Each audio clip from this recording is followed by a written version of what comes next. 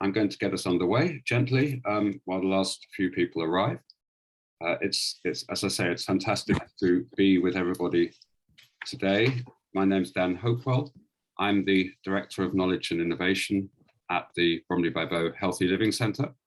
And we're joined on this webinar, and I'll be introducing the different presenters and speakers as we go through, but by a host of really important people in this field. And we're absolutely delighted to be working with the Mayor of London and the team at the GLA, Healthy London Partnership.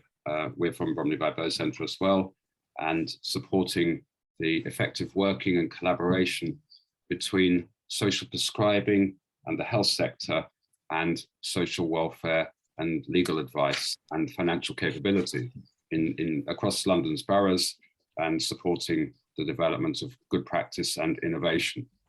This is a one-year programme, and I'm going to hand over in a second to Matt Creamer, who's the Senior Policy Officer for Health and Wellbeing and Communities and Skills within the GLA, to talk a little bit about the programme too. But it's a one-year programme, and we will undoubtedly want to build on that further, but it's to, as I say, to support effective working across London and the very, very important collaboration between social welfare legal advice and social prescribing and the health sector. I'm going to take the slides off now so that we can all see each other a little bit more, and we'll put a few more slides on later on. So the programme, as I say, has been funded to support this work over the next 12 months. And it's a very, very critical time for our communities in that respect. This forms part of a wider series of initiatives around this field, including those from the GLA and the Mayor of London themselves, and from Healthy London Partnerships, and of course from the health sector. For those who understand the machinery within the health sector as well, we're seeing the increasing formation of the integrated care systems for London. There are 5 of them in London, and the term care goes beyond just clinical care. These are meant to be, if you like, mini health systems. There's one from Northwest, North Central, Northeast, Southwest and Southeast London. And these are coalitions of health providers for sure, but also local authorities and the voluntary sector and communities around care. And as I say, that doesn't just mean clinical care, it includes social care as well, but it includes, if you like, the care that communities can give to themselves. And important within that are the issues that really affect communities in terms of welfare and legal advice, if one thinks about Maslow's hierarchy of needs. Matt, I'm going to hand over to you now and to say a few words before we continue with the webinar. Thank you, Dan, and thank you to Berenice as well, and you know, from the Bromley by Bow Centre for organising this event. I think it's really important. I'm really pleased to be here. Thank you to you for colleagues from Healthy London Partnership for supporting this as well. It's an incredibly important project, and you know, one that I want to just sort of say a big thank you for all your work, particularly the social prescribers on the call. Thank you for all your work. It's really important, and it's really valued not just by the Mayor and Sadiq's health advisor Tom Coffey, who Dr. Tom Coffey is also a GP and very passionate about social prescribing and the crucial role that it plays, but all our strategic London partners really value social prescribing, and particularly this element, social welfare legal advice, which is so crucial at this moment, so essential.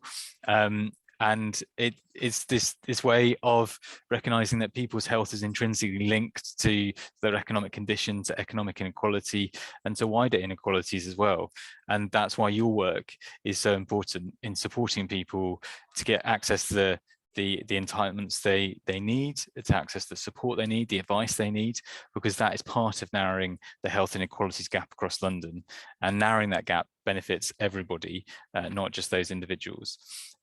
So yeah, your work is very important, not just for clearing the pressures in primary care and the wider health system, but if London is to be truly a global city where everyone can live, work and play in good health and happiness, then we have to address some of these fundamental issues and make sure people can access the support when they need it. So yeah, as I say, now more than ever, the cost of living crisis is with this cost of living crisis is certainly upon us, and for Londoners to be able to access good quality social, legal and welfare advice is absolutely essential. Post-pandemic, the Mayor launched 9 missions to support the city to recover, and one of those was the robust safety net mission, and that focus is on supporting every Londoner to access the support they need to prevent financial hardship. So there is a mission-focused approach on this, and your work in the health sector is really a crucial part of that, because we know from the figures coming through, people are coming through the health sector, and particularly primary care, for that kind of support. Just one more thing, the Mayor has also launched the Cost of Living Hub, which I'll put a link to in the chat, to highlight the support Londoners can access when they need it, if and when they need it. So I'll post that in the chat, but I'd encourage you to look at that, share that with clients and patients that you see and your colleagues, because it's a one-stop shop for kind of a lot of this advice. Anyway, enough for me. There's so many more interesting speakers to hear from. Happy to take questions later, but yeah, thank you. And over to our next speaker. Thank you, Dan. Actually, our next speaker is me. So thank you, Matt. Thank you. That's really, really helpful to understand some of the initiatives that the Mayor of London has taken around supporting Londoners with, as you say, the robust safety net, which is around spreading welfare advice in communities, which is really, really helpful. We know there are a lot of pressures on that within communities. And also, as you say, the hub as well, that's on the website that people can access as well. Just to say, in this webinar, we would like this to be as interactive as possible. We're going to have about nearly half the session actually for question and answers from you and contributions. We're going to talk you through the program, what will be available through this year, but it's not fully formed at all. It is absolutely to form with yourselves as the kind of social prescribing health community in London. And we are, Berenice and myself and the team are very open to ideas about how we develop this program as we go through. So this is about trying to really support good practice, as I say, the sharing of practice, developing a community of practice for London around how health and social prescribing and social welfare legal advice work together most effectively. So please put things in the chat. We'll look at those as we go into the question and answers. We'll probably have the opportunity for you to unmute yourselves as well and contribute with questions. So please do that. As Matt said, this is a fundamentally important agenda and always really has been for social prescribing. And the idea, and certainly if one listens to people like Dame Hazel Genn, who works for the Health Justice Partnership team at UCL, there's a real message there that social welfare and legal advice issues go absolutely fundamentally to the core of people's existence and their lives, and that if one can't resolve those issues, it can often be very, very different to take any other issues in people's lives forwards. If they haven't got money to put food on the table, or to pay for the electricity and the gas, or they're facing homelessness issues or housing challenges, but also if they're having problems with their employer or consumer issues as well. I mean, there may be a whole host of legal issues that people might face that can be very, very significant impediments to them taking their lives forwards in all sorts of ways, including, of course, concentrating on their health as well. And the GPs at Bromley by Bow have consistently said that what they felt they needed when they came to Bromley by Bow was a wider team of professionals, not just clinicians, but a whole array of other teams who can support people with their lives, including fundamentally social welfare advice and financial capability as well.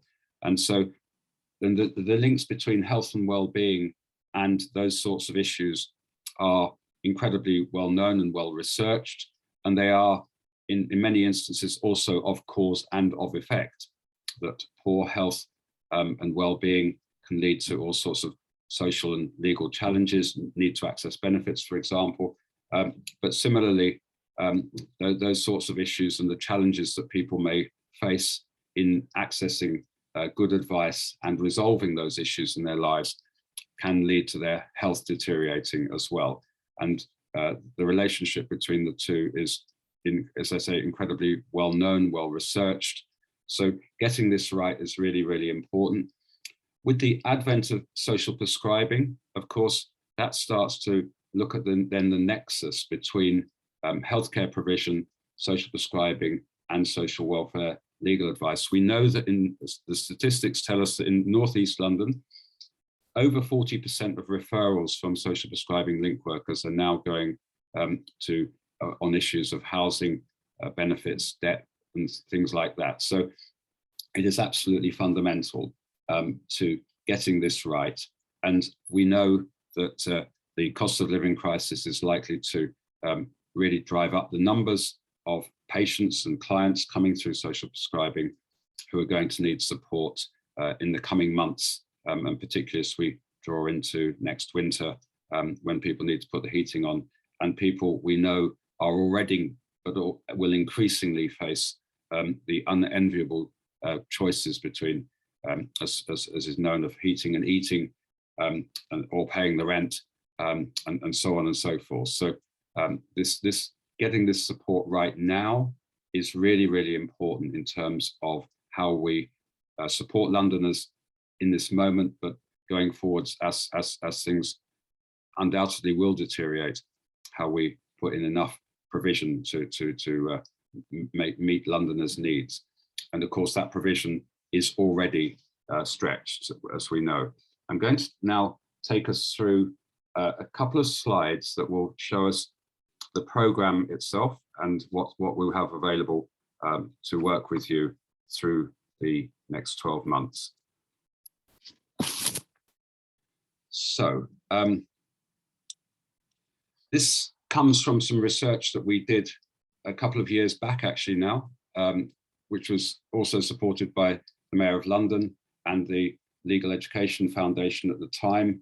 And this is looking not totally at social prescribing, but it's just looking at really good models of how social welfare legal advice and healthcare provision worked together really, really well. And some really, really innovative models that included, for example, having welfare benefits advisors working within general practice, working very closely with clinicians, having access to medical notes so that they could write better letters around the needs of their patients or their clients, for example, and that sort of thing. And as part of that process, we came across a case study that we're going to be featuring in a few minutes in North Islington, which I've come to call the North Islington model and have been telling everybody about ever since. So, and there are there's a set of case studies on our website at Bromley by Bow of these really innovative practices that we came across. Also, Dame Hazel Genn and Sarah Bearden at UCL have done a lot of work on really, really strong practice between healthcare settings, general practice usually, but sometimes hospitals as well, and social welfare advice provision. Sometimes in relation to social prescribing, but not always.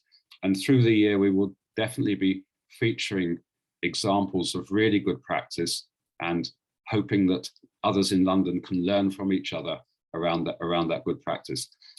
At the same time we were doing that report, the Advice Services Alliance was also commissioned by the Mayor of London to write a report on the state of social welfare advice provision across London. And what it conclusively showed was that some of the inner London boroughs, and I think Tower Hamlets and Hackney and a few others were amongst those, were far better provided for in terms of social welfare advice than certainly the outer London boroughs. And I think traditionally, of course, if one looks at the indices of deprivation, the most deprived boroughs in London undoubtedly were the inner London boroughs. Of course, that picture is now changing considerably. The cost of housing in inner London is definitely pushing people, and the lack of a new supply of social housing in inner London is pushing people to the outskirts of London, often people with a significant financial challenge, if you like, the populations that previously predominated in inner London boroughs. But the challenge for outer London boroughs is that they don't always have the social infrastructure necessary to support such families, such households. And there is a very, very reduced level of social welfare advice provision in many of the outer London boroughs. So part of this programme is also about trying to redress that imbalance and trying to see how we might boost the availability of social welfare advice in some of the outer London boroughs linked to social prescribing. And of course, that's also partly what the robust safety net is about as well, is about trying to think about ways of seeding social welfare advice across London, not necessarily specifically in relation to health, but just greater levels of community provision. So the programme's aims are to support Londoners, and in respect of social prescribing, of course, we call them clients. If you were a GP, you'd be calling them patients. With regard to, so in terms of improving their support with regard to social welfare, debt, housing, financial management issues. And this is by increasing social link workers, social prescribing link workers' understanding of social welfare, debt and housing and financial capability issues, and helping link workers to understand how to identify clients who might have those issues and how to support them, either directly themselves or through access to further information or further support. And it might sound odd saying, about helping link workers to identify clients who have those sorts of issues. But as in our training, we feature many clients, many patients don't, of course, immediately say that they have got a social welfare advice issue. What they're talking about may be about struggling with their neighbours, maybe about struggling with their landlord, or they may come in saying that they've just split up with their partner, or they're having trouble with their child's school or something like that. And these present themselves as life events. What, of course, many clients or patients don't realise is that these life events may have legal or social welfare implications, and that they may need support around those. So, it's interesting talking to Matthew Smerdon from the Legal Education Foundation, who created an app that, for example, prompted expectant mothers to think about how they might be having their conversation with their employer about taking maternity leave, for example. And obviously a joyous occasion like having a child, one doesn't necessarily think that, of course, that might be the opportunity where you might need some, good advice about how to have that sort of a conversation with your employer. Similarly, of course, people reaching retirement age might well need some welfare benefits advice, and so on and so forth. So these often present themselves as life course events, and it's very, very important that social prescribing link workers understand how to interpret them in terms of the welfare and benefits and advice needs that they may throw up for their clients. It's really important for link workers to understand what they can do and what they definitely need to be handing over to a fully trained and qualified professional. It's also important that they understand what advice is available within their communities as well. And through this programme, as I say, we want to explore models of innovation, including trying to get more social welfare advice provision actually happening within healthcare settings themselves as well. And lastly, but by no means least, we're going to talk about a really innovative project to create some specialist social prescribing link workers in London with welfare benefits advice qualifications for them. So one of the elements is a 4-session training program, and we're just in the thick of that now. We had a cohort who started earlier this week. We've got another cohort actually starting at 1:30 today, so that's really exciting. And tomorrow we have another cohort. When we get through all of these cohorts, there's one for each of London's 5 ICSs, about 100 social prescribing link workers will have been through this 4-session course. Part of it's delivered by the Benefits Training Company, and part of it is delivered by the Bromley by Bow Centre team as well.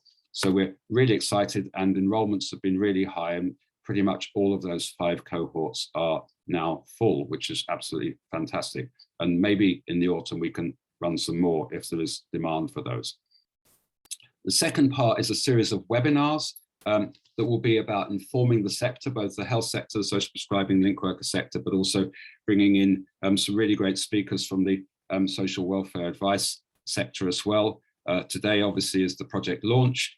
We've got one coming up in a couple of weeks' time. We wanted to get that out really quickly to feature around fuel poverty, but also probably food poverty as well, and the cost of living crisis. So that's coming up in a couple of weeks, and we'll be putting the link in the chat today for you to sign up for that second one.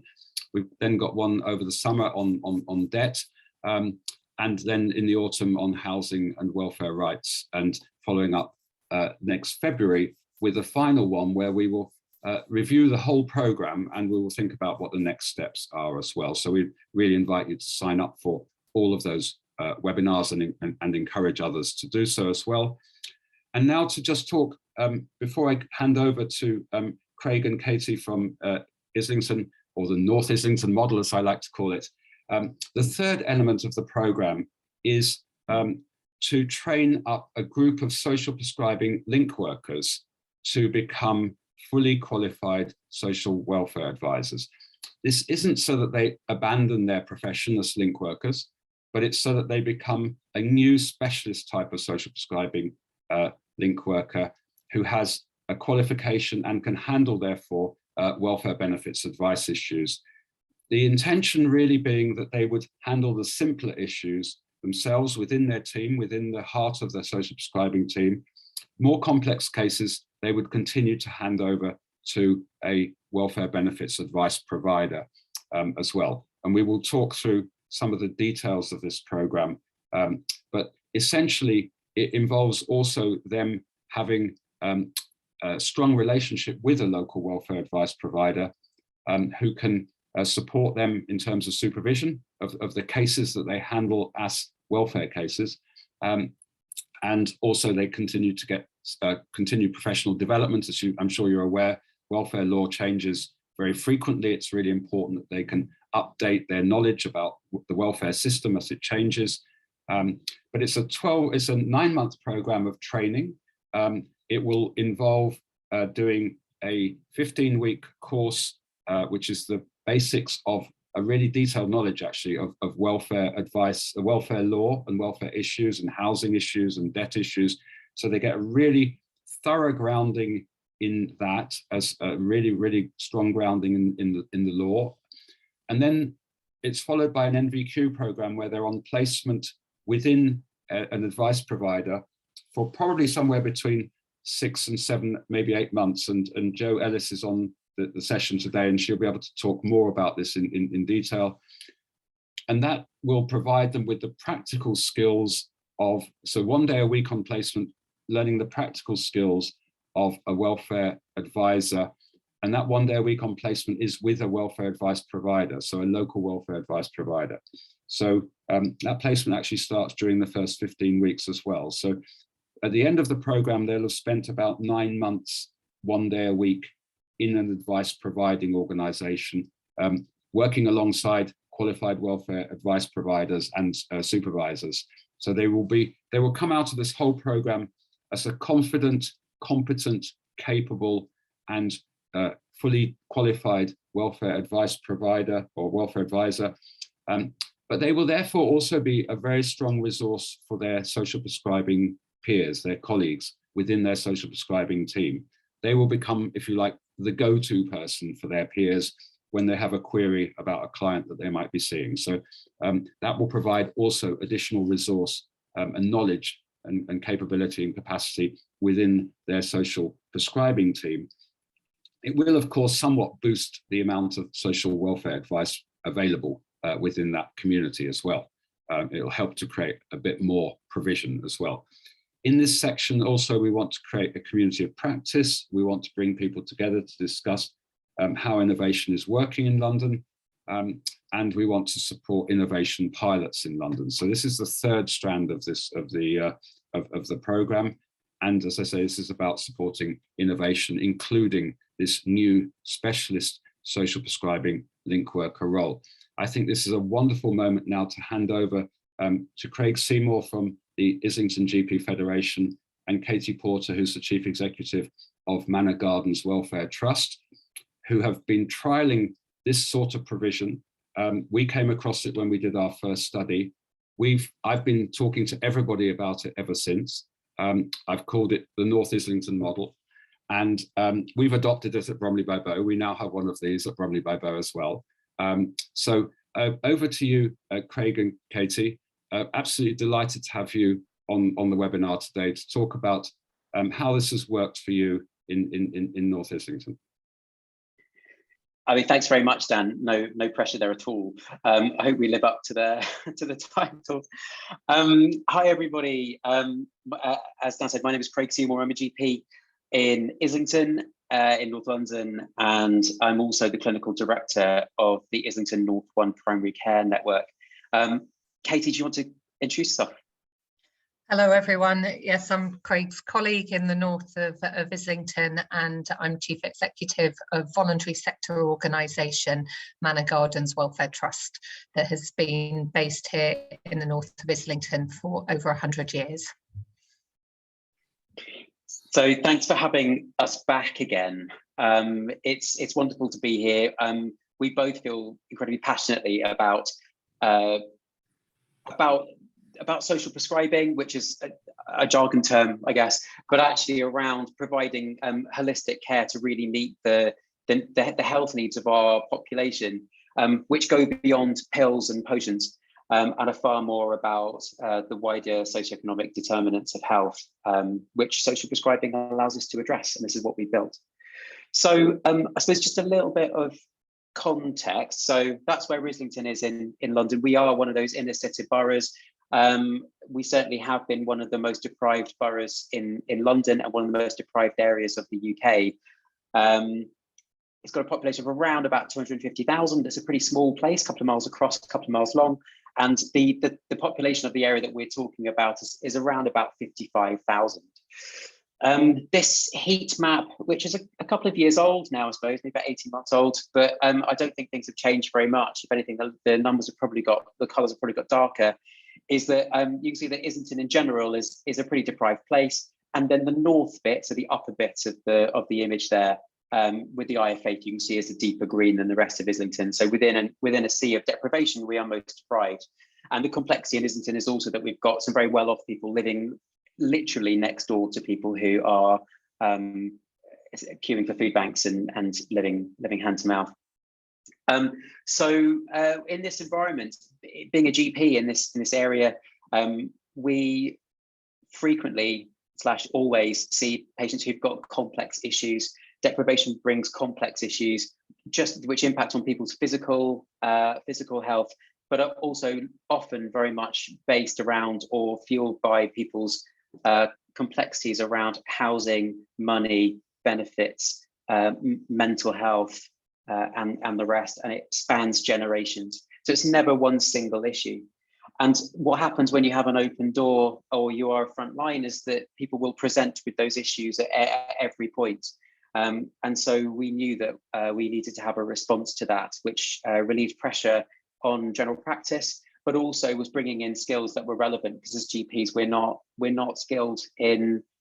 particularly skilled and knowledgeable in those wider socioeconomic determinants of health or how to solve them. We understand about them, but we aren't necessarily the right people to be able to solve them.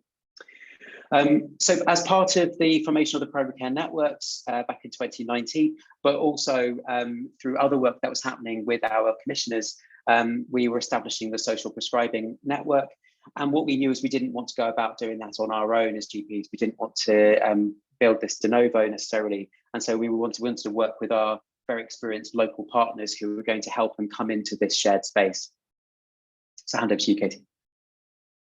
So that's where we came into it, voluntary sector, in terms of those conversations. And as Craig said, it was very timely that conversations were happening across the borough lots of focus on what was known then as groundwork, looking to see what was in localities, what were the strengths, the assets within communities across services.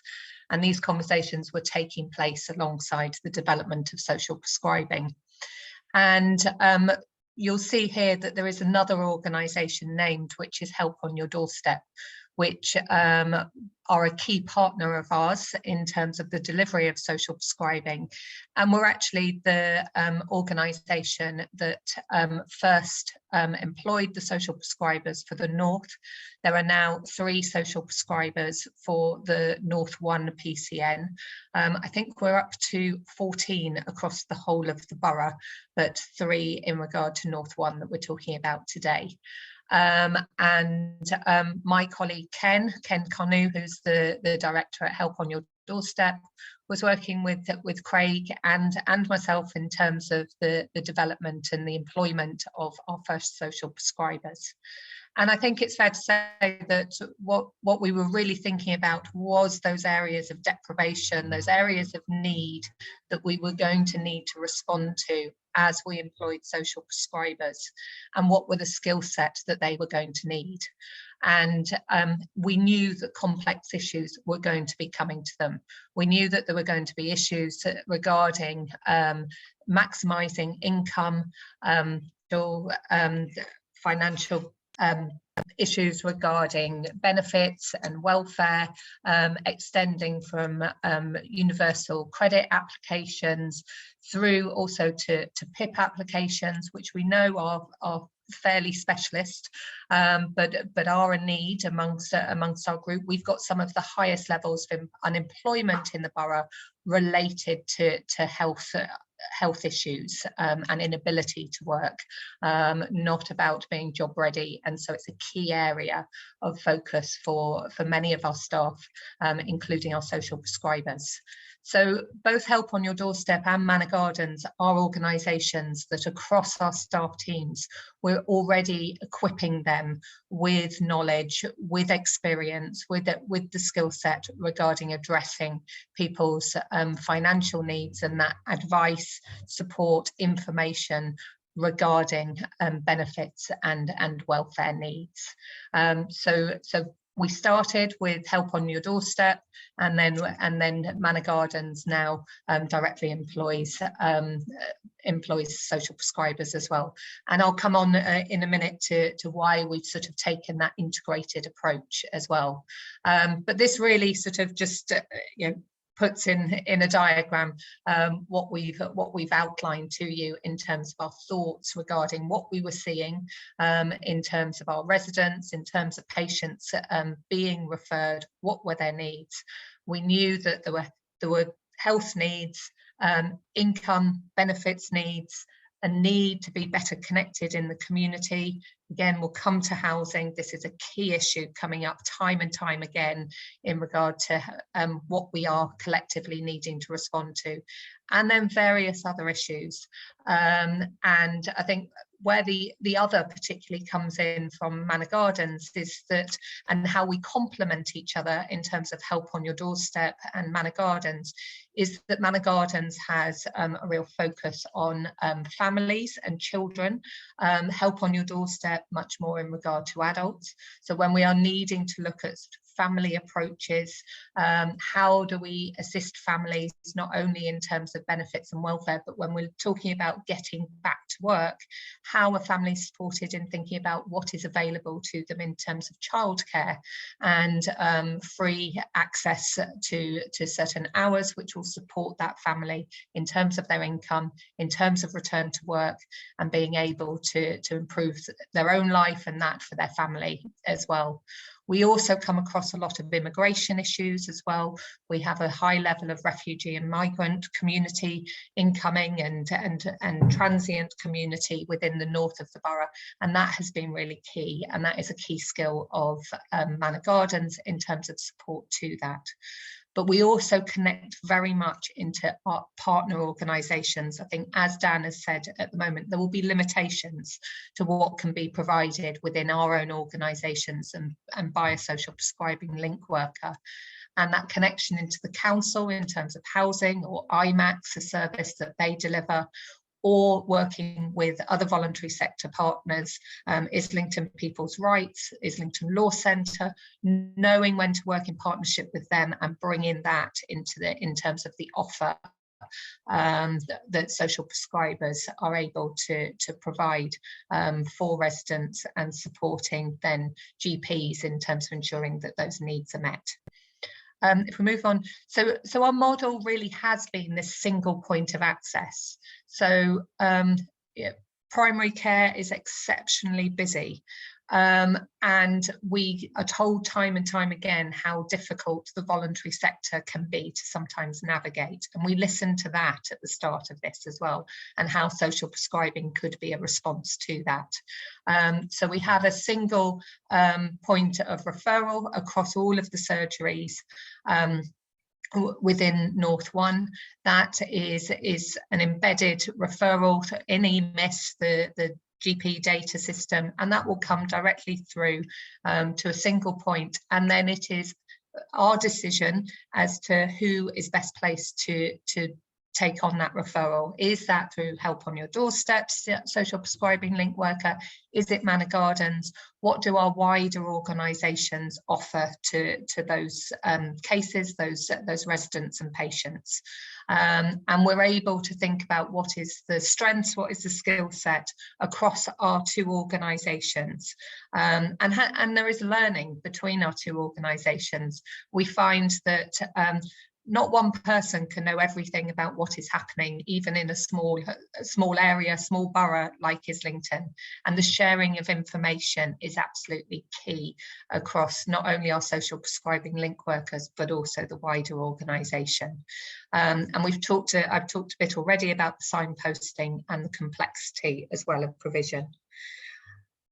As we've said, there is rarely one issue, and that is why we've taken this approach, really, having skill set right from the outset regarding benefits, regarding income maximisation, also social isolation,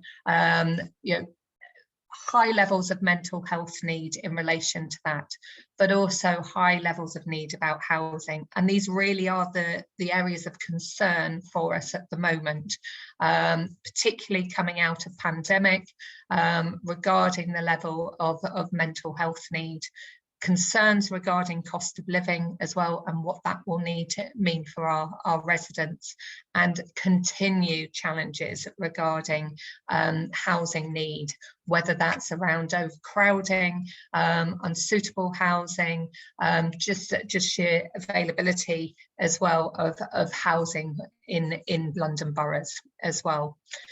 So it's very much been an approach of making sure that the skills are there from the outset and continuing to work with those partners. And I'm going to hand back over to Craig now. He's going to tell you a bit about how we're hoping to further develop this model and respond to some of the challenges that we see on the horizon.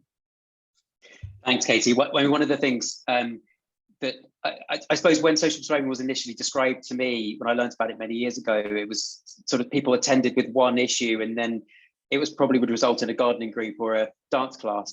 And actually, we know that that's really not what happens. I don't think that's not what happens in Islington anyway. And certainly, as general practice, if someone comes to me with one issue that's very clear and very well defined, I'm delighted. It so rarely happens, and most things are very complicated, and hence the sort of the multi-agency approach seems to be the best way of addressing it.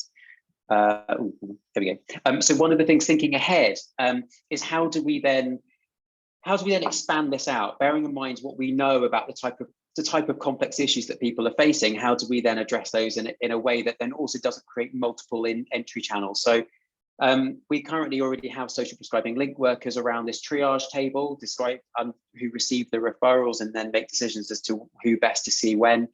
We've also just introducing a mental health nurse who has seniority and experience, because we know that interlaced with lots of this is going to be mental health, either high level or low level mental health issues.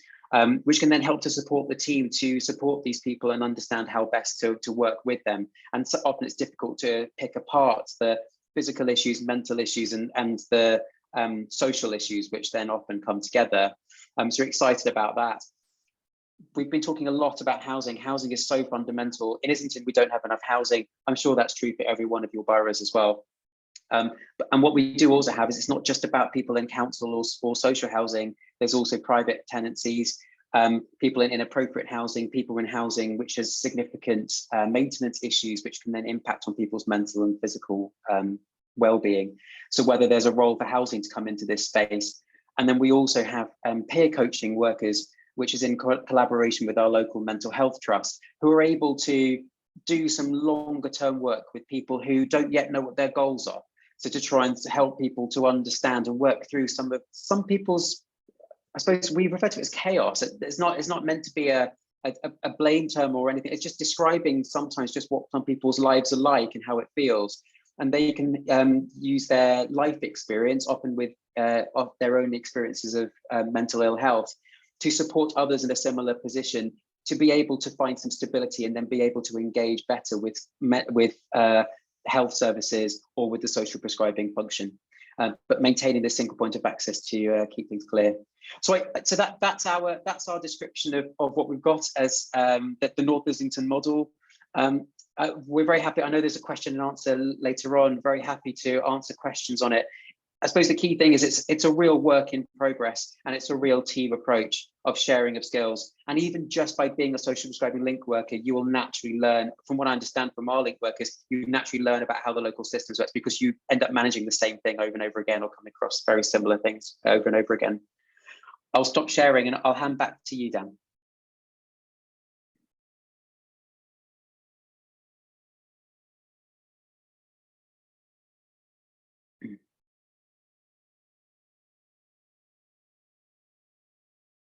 Have we lost Dan?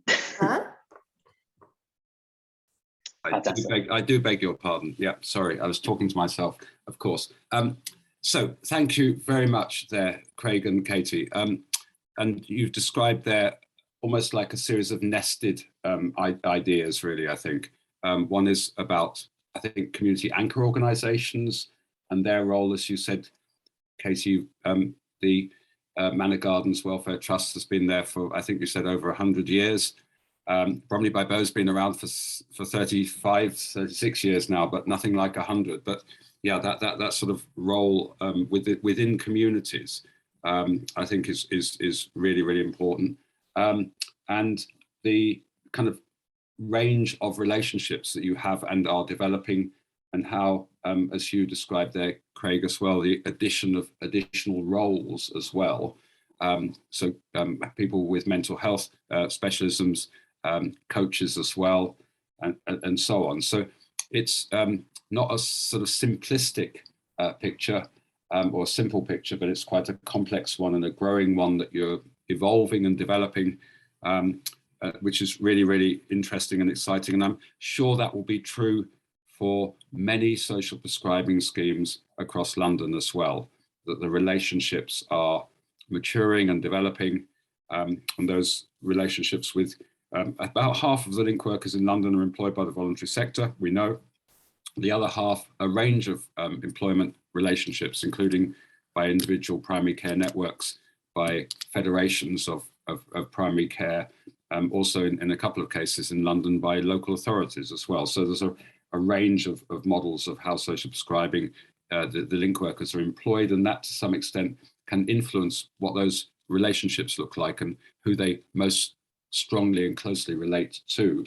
But I think your model, as you've described it, is very, very interesting, and that relationship with a community anchor organisation or a couple of community anchor organisations is really, really exciting. And in many senses, not dissimilar actually to Bromley by Bow, but this idea of this role. I wanted to just give you a little bit of warning, Joe. It'd be lovely to bring you in to talk about the training. But just to say, in the time that we've got available, and I don't know if people want to or can put their cameras on if they want now, it'd be lovely to see some faces. But couple of things that I thought we could discuss now and what in the remainder of the webinar. We're moving over to the participatory part of the webinar now, and really love to bring everybody in, and we can unmute people and people can contribute verbally. I do a lot of teaching of social prescribing link workers. I think at the beginning of lockdown, we got everybody to interact by putting things in the chat function.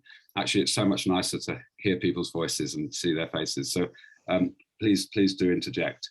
But it'd be great to hear from people. First of all, any responses to the program itself, any thoughts about what we might like to cover, say through these, through the focusing on or spotlighting good practice in London, and maybe examples. If people have got examples, they could.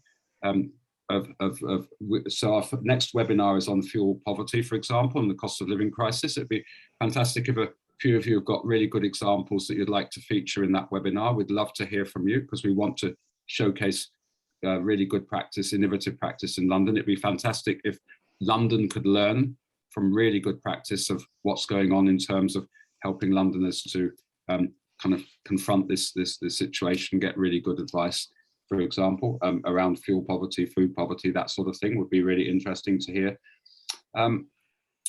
The other thing we really wanted to hear back from people around was this idea of this training program, how we might take a group of potentially up to 15 social prescribing link workers in London and take them through the training program that Ireland Advice have devised over many years, actually, and take these 15 social prescribing link workers through a program where they become qualified welfare advisors. Maybe I could hand over to you now, Joe, just to briefly explain roughly what that training program looks like. You've been delivering it for as long as I can remember in Tower Hamlets. Yes, we're very old, Dan. Absolutely brilliant, which is so why we're so pleased to be working with you on that. Yeah. And just one other thing for people to bear in mind, think about maybe is we've got colleagues from Healthy London Partnership on here today as well. We've got Leanna and Justina here. If people have got ideas of how they think Healthy London Partnership might be supporting this sort of work across London as well, do keep those in the back of your mind. But let's hand over to you now, Joe, to hear about the training program and then to respond to questions, and people may have questions for Katie and Craig as well. Yeah, so Island Advice, we're on the Isle of Dogs, and we facilitate TCAN, Tower Hamlets Community Advice Network. So I think Tower Hamlets has actually got a pretty good networks within the advice sector. So we've got a lot of advice going on. We've probably got about 20 different advice centres involved in that network. So we have kind of meetings and kind of find out when there's gaps in advice needs. But part of that network, what we've done is we've been delivering this training course for, and Dan's right, many years, and I think it's probably at least 15 years, but it's been a really successful way of kind of skilling up people to become advice workers, because there's not one actual sort of, you know, training course that you go on to become an advice worker. It's sort of the three elements that you need in order to do that. Is you need the knowledge, so you know, part of the training is the actual course, and it's learning to advise, which is what the Dan was saying, that this is going to be in sort of 15 weeks of training days spread over 9 months. So there you're getting the knowledge of the advice work. It's kind of covering all the basics of housing, debt, welfare rights. The initial bit is advice skills, so your communication skills, confidentiality, your case recording, resources, things like that. And I should know them off the top of my head after 15 years. Oh yeah, employment and immigration. So there's the knowledge part of the project. And then I mean, they're all crucial and they're all important. You know, it's no point in having the knowledge unless you're actually going to use that knowledge and get some experience. So I could, you know, be delivering a course, but unless you're actually getting to use the knowledge actually in an advice centre or somewhere where you're kind of actually seeing clients. So the second element of it is the experience, and I think the idea is that we would be, or Dan would be hoping that your participants would be working with an advice centre, someone in there sort of supporting, supervising, kind of adding to the knowledge or the course element of that. So you'd be doing your 1 day a week, or it's not 1 day, it's 1 day, probably a couple of days a month of the training, and then a day a week of the actually giving advice. And you'd actually want someone being supported, supervised and mentored really into sort of developing those advice skills. So you've got those two elements, and then what the final one is the qualification, and the qualification is an NVQ in advice and guidance. So we'd be looking at a level 3 qualification, and that is kind of sort of cementing the knowledge and experience, because you're actually having to do written work and learner statements on explaining how you can maybe how you do a referral or what your communication skills are. So at the end of the day, and I mean it's sort of, you know, it's quite a lot in 1 year, but I mean it's getting those 3 elements all together to get as much knowledge, experience and qualifications, so that at the end of it you'd have someone who's kind of prepared and able and capable of being an advice worker. I think they still need some support and mentoring to beyond that stage to really be able to sort of get be a caseworker. But I think that's the 3 elements that we've looked at, and actually it's been really successful program in Tower Hamlets. I don't, you know, after being that person that's been delivering the training for the last 15 years, I can't walk into an advice centre in Tower Hamlets without seeing a face in there that was on that training program at some time in the past. And there's people that are now managers of advice centres that started off as advisors. So it's been, you know, I'm selling it because I think it is a really has been a really good and successful project, and I think it would work really well and fit in very well with what your whole aims are here. Great, thank you, Joe. And I can give testament to that as well. A number of our welfare benefits advisors at Bromley by Bow have come through that programme, and every year we host a number of trainees at Bromley by Bow as well. It is a fantastic programme. And these are local people, local Tower Hamlets residents who become then welfare advisors for the Tower Hamlets populations, which is why we chose Island Advice for this programme. The way we thought it would work is that, say, and this will, I think, be particularly applicable to the larger social prescribing schemes where you've got a number of link workers, is that one link worker could come forwards to do the training programme. It kicks off with a bit more of the kind of classroom-based training, and then it moves into the NVQ, but the placement is consistent throughout the process. We would help you to broker a relationship with a local advice provider, local to you, what you needed. That because you would want your link worker to spend a day a week on placement with that advice provider. The advice provider would give the link worker supervision. They would be sitting in an office with their peers, so they would be gaining knowledge from being in that environment.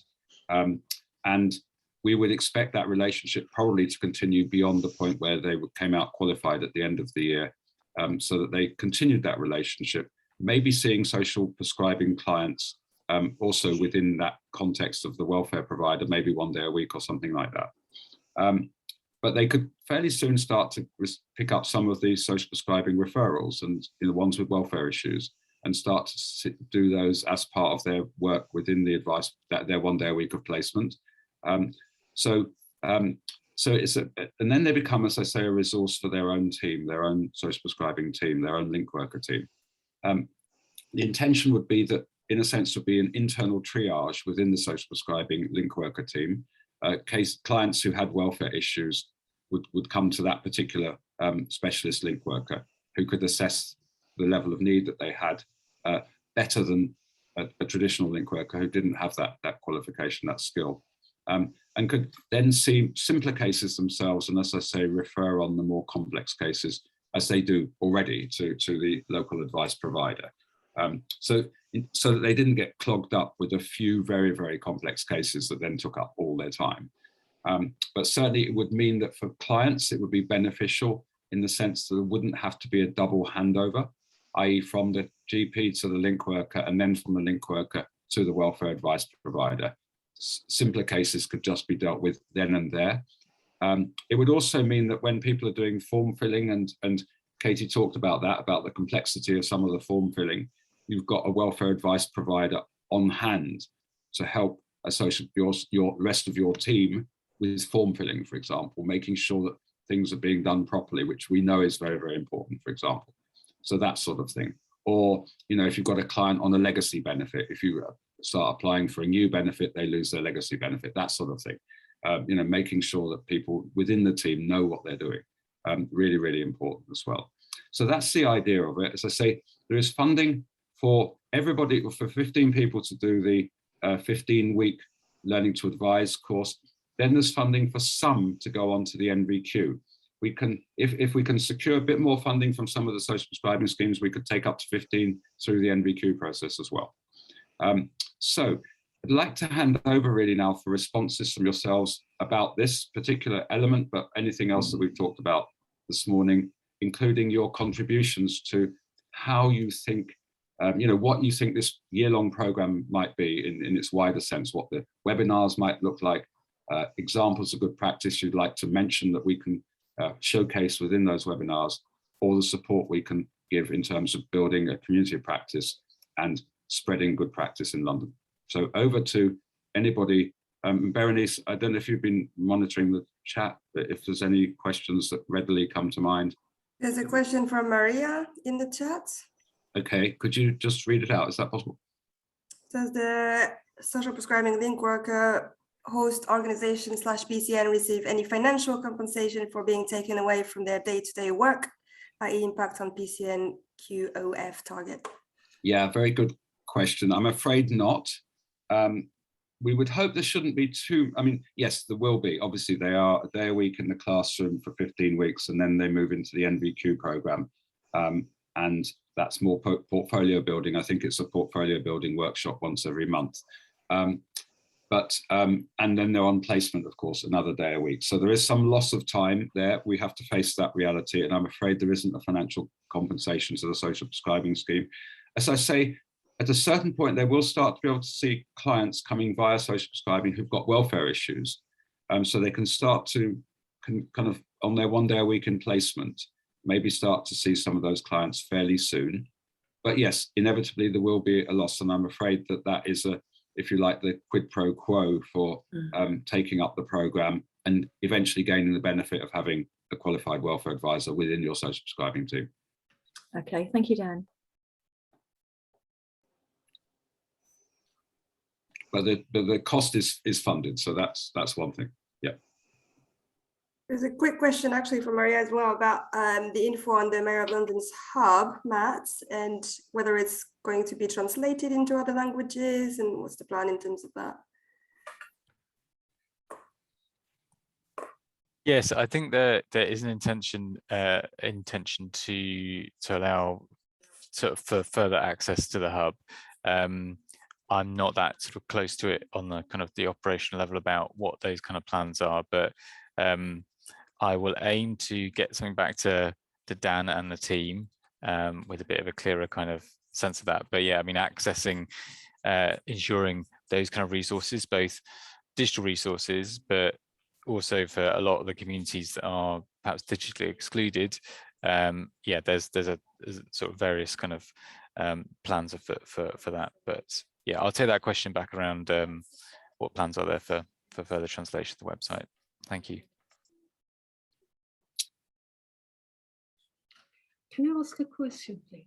Yes. I just wanted to know what is the difference between the webinar and the training, because a lot of time consuming, to be honest. I already got a place for the training one, and I just am worried that I'm repeating the things that I may receive already on the training. I just wanted first of all to see what is the differences between the webinar that you have got. You said that fuel and poverty and all of these things. Will the topic that you are covering during this session will be covered in the training or not? This one thing.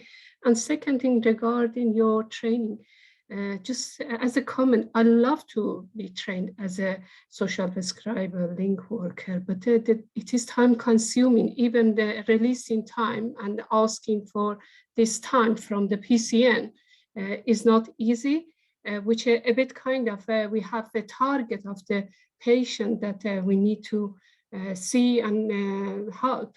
And apart from this, we have a lot of meetings that locally we have to have with the, for example, sorting some of the issues faced by the patient, which is a bit make our time less and less. A bit kind of I wanted to know, is any way that we could just change the way that being organized or not?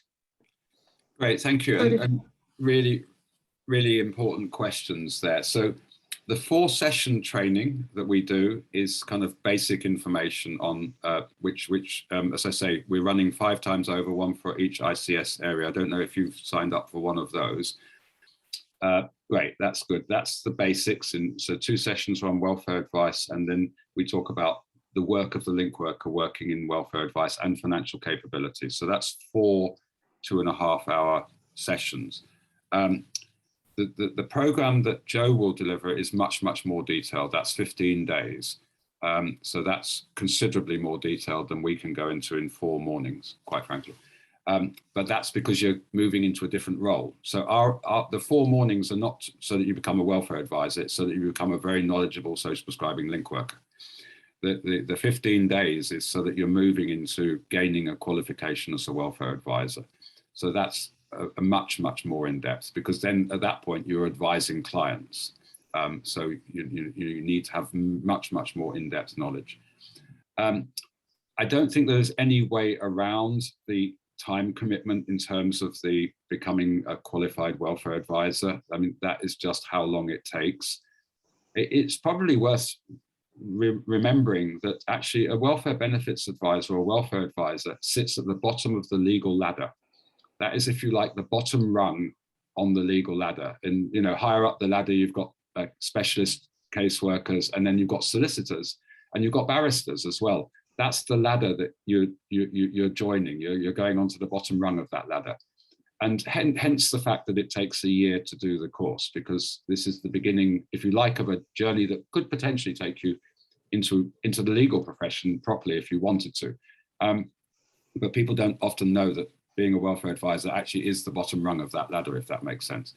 So hence the level of depth of knowledge, because you are giving clients advice about legal issues, their entitlements to things, or whether they don't have an entitlement to something. So you need to be very, very grounded really for that. In terms of the webinars, we see the webinars as being more topical. So taking issues such as fuel poverty, excuse me, or housing or debt, and understanding what's going on in London for these issues.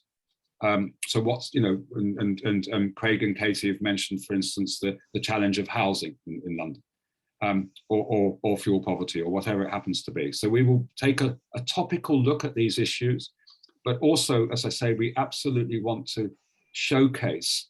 And we'll get some really good speakers in from organizations, including some of the national organizations. We're hoping to get somebody from National Energy Action, for example, on fuel poverty to talk about the situation there. It'd be fantastic to get Martin Lewis, actually, but I'm not sure we'll get hold of him. But somebody to really, so we're working on those webinars, but also to showcase really good practice in London. So if there are really good examples of money management programs in London, programs that help people to economize, community shops, for example, that are springing up now in London, that are helping people to get hold of the basic groceries at much reduced cost.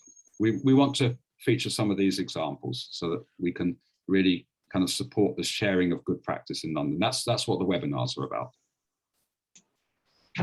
Then there's a question from Martha in the chat who can't put on the mic or camera. Yeah. So she's asking, I was wondering what your plans are to evaluate this program. Is there research going on to support it? And yeah, sorry if you've already covered the questions, but no, actually we haven't. No, it's really, really good questions. And we have got some ideas around how we will evaluate this, and we certainly want to look at the so in terms of we do feedback from the courses that we run, of course, as anybody would, but we want to go back to the different teams to see what effect this has had for them. So having 100 link workers going through the 4-session course, going back to those social prescribing schemes and see what difference that has made to those social prescribing schemes, for example, with the one on the link workers becoming qualified social welfare advisors, we really want to see how that develops and how that maybe improves the situation for social prescribing schemes, how it creates a new model where people can get some basic welfare advice support within the social prescribing team. Also, there are interesting trade-offs that we can do with that, for example, like what would the effect be on general practice? We came across a scheme in Scotland, for example, where they had actually full-time welfare benefits advisor in a GP practice in a very deprived part of Glasgow. And there was a lot of mutual learning. The GPs were learning a lot about welfare advice, and the GPs were learning a lot about the kind of conditions that their patients had that might entitle them to welfare. And the welfare benefits advisor, interestingly, was learning a lot about medical conditions, because the welfare benefits advisor had access to the patient records with patient consent, of course, which then allowed them to write all those letters that GPs currently get asked to write on behalf of their patients around welfare issues. And that welfare benefits advisor could write those letters. I mean, their salary is considerably less than the GP's salary, so there's an efficiency there. But also they're better at writing those letters than GPs because they understand welfare law, which of course GPs aren't trained to understand. So, but then they would go and find the GP and say, look, I've written this letter for Mr. So-and-so or Mrs. So-and-so, and this is how I'm explaining it. Does that sound right? Does that sound right in relation to their medical issue? And of course, at that point, the GP would say, well, yes, that's basically right, but you may have got that detail a bit wrong or whatever. And because this was a letter that the GP would eventually sign. So really interesting models like that. We can support the spreading of these sorts of models. And this starts to move into the ideas that Dame Hazel Genn and Sarah Bearden talk about, which is a model from the United States and from Australia, actually, called the legal medical model, which is basically how you bring legal advice and medical practice together in one building. And you get those teams working together as a collaborative around the issues, just because of the cross correlation so often between in deprived communities of people having legal issues and welfare issues alongside medical issues. So this starts to look at that sort of a model, and of course with social prescribing as well. So so we want to see how this develops through the year and see kind of what we develop in terms of really, really good practice, and we will definitely be evaluating that. Yeah, thank you.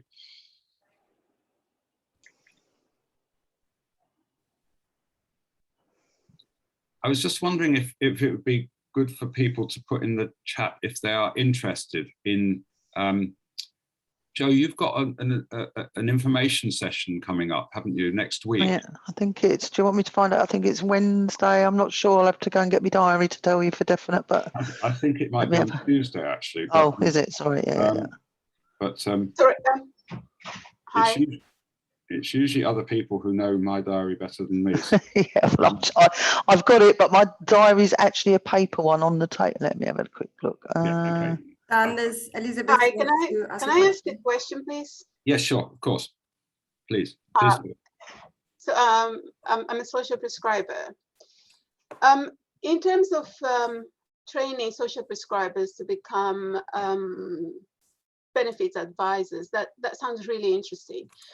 My concern is I've been told that people who specialize in welfare and benefits advice, they actually are insured. They have a liability insurance. So because if someone gets advice that they believe that has been more harmful than helpful, they can try and sue the advisor. So in terms of social prescriber, who is going to protect social prescribers? Yes, so yeah. a really good question, and I'm glad you raised it, and it's something that I should have mentioned earlier. So the relationship that one would develop with the local advice providing organization would cover that insurance aspect. So the social prescribing link worker who's undergoing training would be seeing those clients under the umbrella of the advice providing organization. And so that would also allow the advice providing organization to, if you like, exchange the time and supervision and support they're giving in exchange for being able to count those clients as their clients in terms of the welfare advice given, in terms of their KPIs as well. But it would also mean that the clients who are seen by the trainee social welfare legal advisor would be covered by their insurance. Does that answer your question, Elizabeth? Yes, it does. Thank you. Yeah, but I should have mentioned that before. Thank you for raising it. A really important question. Yeah, absolutely. And there's a question about housing from Kemi in the chat. So Kemi is asking, housing is a big issue and can be disempowering issue from my point of view. How can we best serve patients about issues that often feel out of their control? Would you say that an awareness of government strategy is important? Would you say that an awareness of, sorry? An awareness of government strategy is important. Of governance strategy? Government strategy, yes. Sorry, I beg your pardon. Thank you, Berenice. I mean, I'm going to start that answer, but it'd be interesting to hand over to you, Joe, in terms of how much policy understanding people get through the course. I think Katie also mentioned she was happy to address that a little bit as well. Oh, sorry. Okay, thank you. I mean, just to preface Katie and Joe's response, we know that this is massive. The figures, as I say, coming through Northeast London ICS area show that 25% of onward referrals, that's 1 in 4 onward referrals from link workers, are about housing.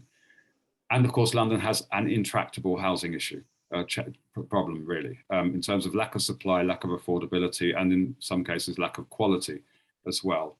And if you talk to link workers, of course, this is one of the major challenges they face because they are working with clients who have housing issues for which there is probably not a very easy or quick solution. So that is definitely one of the challenges that is faced by social prescribing link workers, and I'm sure Craig would say by GPs as well, seeing their patients. And that is a massive challenge, if you like, for the social prescribing profession, because, you know, social prescribing profession is about problem solving, and some of these problems are very difficult to solve. I'm going to hand over perhaps to you, Katie, first, and then Joe, if you could just talk about how much understanding do people get through your course on some of these policy matters. But Katie, first of all.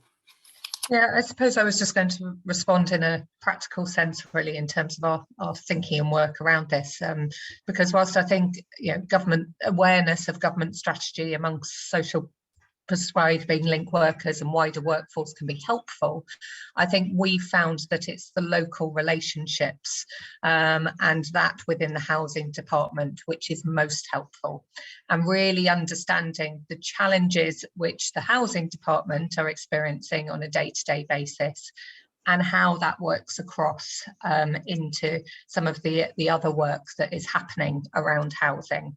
And I think in gaining that relationship with particular members of staff, we start to unpick some of sometimes the misunderstanding that there is regarding how housing works. And, you know, often we would have our social prescribers being asked for letters to be written from GPs, and endless letters were going off, when actually when we talked to the housing department, they said, please don't.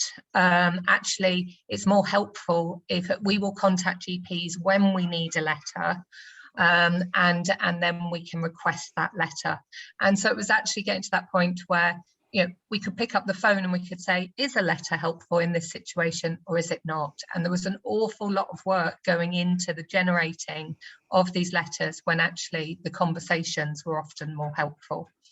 I think getting an understanding in terms of how your local housing department works as well. We've been able to share and understand the various departments, whether it's repairs, whether it's emergency housing, and actually that understanding that, you know, it is complex, it is multiple in terms of the responses, and assisting then our residents with understanding that as well. Managing expectations, I think, is really important, and that's a lot of what we talk to social prescribers about, is sometimes you're not going to be able to resolve this, and actually thinking about people's mental well-being in this situation is something where you can best respond, rather than trying to solve this problem, and managing that as an expectation for the resident, for the social prescribers, as to what they can actually genuinely do for the period that they're working with that client. And I think those are some of the practical things that we are still in development, still in consideration, but continue to be sort of quite key challenges. Great, thank you so much, Katie. That really brings that to life. Yes, thank you. And Joe, just tell us a little bit, kind of give us an idea of kind of, because I know you do these specialist days where people...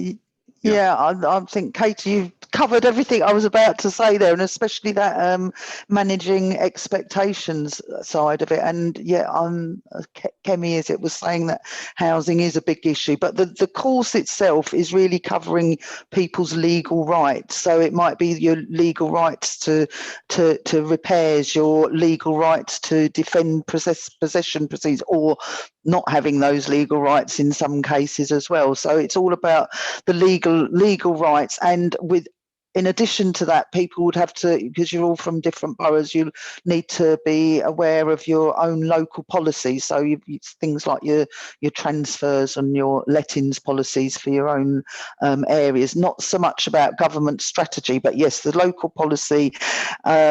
And as I say, I think that the course itself is about the law and the housing law. I don't deliver the housing side of it, but it's about possession proceedings, who's entitled to be housed through homeless services. So the actual law, which covers, you know, everybody in every borough, but also encouraging people to find out what their local policies are and procedures, and, you know, contact. So Katie said everything pretty much that I was going to say to you there. And I have to say, me personally, when we're delivering these kind of workshops, and we do one on medical priority, because people think I'll just, exactly what you say, I'll get a letter from my doctor and I'll go to the top of the waiting list and I'll be housed in a couple of weeks. So the very first slide that we do on that is about managing expectations and saying to people, you know, you're not always there and not always going to be able to solve people's problems, but you will be able to identify where people have got some sort of legal right. And, you know, sometimes people they've got a legal right to be housed through the homelessness provision. They've got a legal right to remain in their property. So it's about the actual law, the training side of it for that housing, the housing unit of the learning to advise. And Joe, thank you, and Katie too. Joe, when you say you don't deliver the housing, that's because you have a specialist trainer who does that, don't you? Yeah.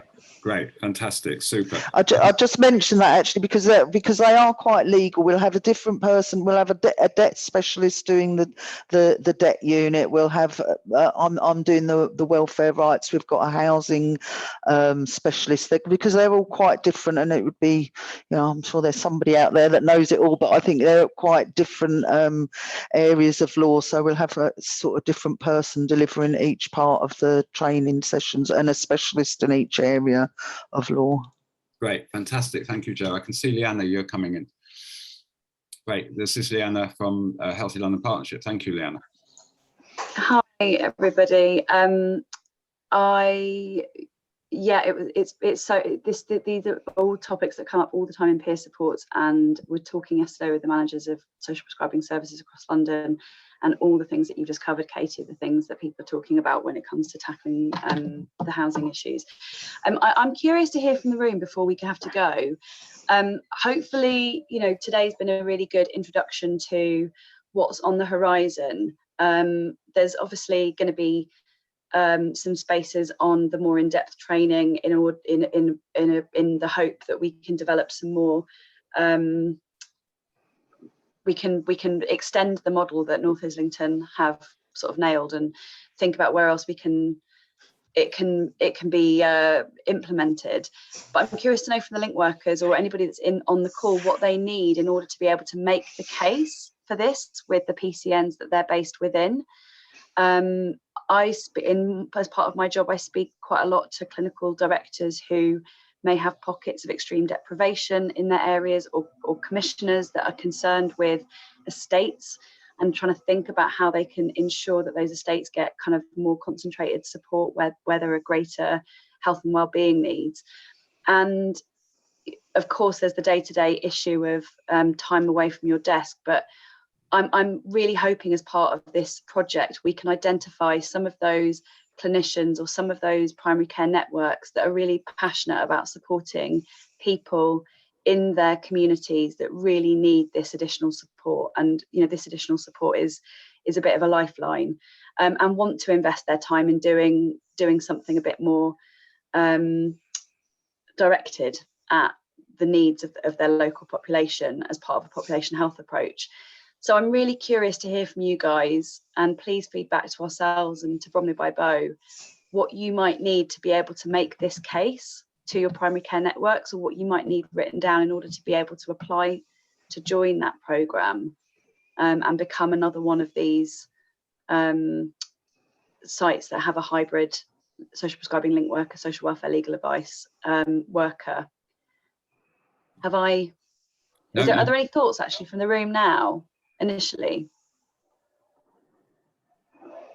Hi. My name's Charmaine. I'm a social prescriber for modality Lewisham. I think the course really does sound interesting. I think, obviously, I can't speak for my PCN because I haven't discussed it with them. Our team is very small and only consists of 2 of us. And with the workload that we have at the moment, I think if our team was bigger, then there might be more scope. But again, I guess it's just a conversation that we, or I need to possibly have with senior management to see if there is a possibility. That's interesting. So what I'm hearing is that you, in order to be able to take part in this, would need more resource within your team. And what I think probably is in the FAQs when this goes out, perhaps we need something on resources available to primary care networks to grow their teams. You know, drawing the money down from the DES to increase your. I think line management is aware. I just think we're just not at that stage yet where I think we're in talks of getting more staff. So I guess I don't know whether or not it's something that, for instance, I could do at this moment, but if it came up, say, for instance, after this first cohort, maybe the next cohort, might be just to clarify, we're thinking of running a couple of sessions before the summer, and then rerunning those couple of sessions after the summer as well. We're aware that it will take time for people to make the case, as you've just described, and to get sign-off, really. So we're going to see how far we get in terms of recruitment before the summer, but we're aware that this, and we're happy to support those discussions if that's helpful. So we're happy to come in and if that's helpful, or provide some materials. So yeah, sorry, Joe, did you want to say something? No, okay. What we will do is email out everybody who's on this call today, so that we can kind of continue that discussion. We'd really like to hear from people who are interested in the course. Also, people who've got examples of good practice that they'd like to share in the webinars as well. so that we can start to gather that information as well. And as I say, we're really happy to liaise with you. Joe, I've looked up you've got an information session on Tuesday morning at 10 o'clock. Yeah, I was just putting it in the chat. I just looked it up. It is Tuesday at 10, yeah. We can also email that out, but if you can put it in the chat as well, that would be great. Yeah, we'll do it. So that that's a whole hour with Joe talking about the training program on Tuesday morning. So if you can spare that time to come on that and hear in more detail about how that's going to work, that would be fantastic as well.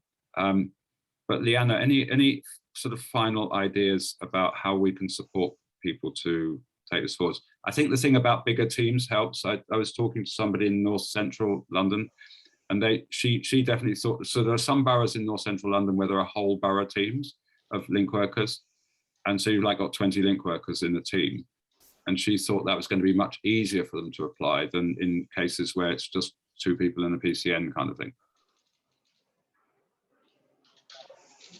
But, I guess it's understanding where the support is useful, and would somebody be able to cover a whole borough, or is it going to be targeted at areas of pockets of deprivation that really would benefit from this extra help? I think the other challenge with having somebody that's across a borough is getting PCNs to draw down kind of a fraction of a salary, so everybody's putting in the same amount. Requires quite a lot of negotiation, but in the places where there is a manager that's overseeing that team, it's possible, you know, that's doable. But I'm guessing that the PCNs might have a question mark over how much, you know, how it's going to be ensured that that person's really going to be spread across the whole borough. That's quite a big footprint potentially. But I mean, all of these things, I guess, are up for discussion, and maybe it just, once we've got some documentation on kind of advertising that aspect of the programme, getting some feedback from PCN managers, clinical leads and link workers, just to make sure that when we release it, it's got all of the information that's going to enable people to have a think about it. And possibly another, you know, maybe a smaller follow-up session with some clinicians and the link workers coming together, you know, a bit of a workshop to discuss how they might use these roles and who they might target, make sure that the support is going to the right places. Yes, definitely. That's a really good idea. We could definitely run another session specifically on that. Yeah, definitely. We'll put something together, probably go out early next week, but we will email everybody with the link to Joe's session sort of today or tomorrow, so everybody's got that and can come on that. And you'll get more in-depth understanding of the training program. But we will be in touch with everybody very shortly. Yes, as you say, maybe do a special workshop or something like that, Diana. But as I say, very happy to engage on a case-by-case basis with you to support you. So, you know, if happy to field questions, happy to talk to your clinical directors, happy, you know, anything that we can do that will help to promote this model. Okay, Leanna's waving. It's just gone over the top of the hour. Big thank you to everybody who's contributed to this, to Matt and to Craig and to Katie. Thank you so much for all of your time. Hope to bring you into other, and to you, Joe, as well, and bring you into other workshops through the time, and to you, Leanna, so that we build this kind of program through the year. As I say, it's not set in stone. We absolutely want contributions and ideas. This is about developing good practice in London. And I know we've already talked about other ideas from your model well, you've just talked about housing actually, and how you work with housing. So I'm sure we'll want to bring you into the housing webinar for sure, but there may be others as well. And also, Matt, we're going to want to bring you in the robust safety net team as well at some point as well. So yeah, really looking forward to taking this through this journey of this year of support. It's going to be a critical year for Londoners in terms of the challenges that they're going to face, which is why the timing of this program is so spot on. Yeah. So thank you all, everybody, and thank you all for coming on the program today. We know you've all got very, very busy schedules as well, so thank you for making the time to be with us to launch this program.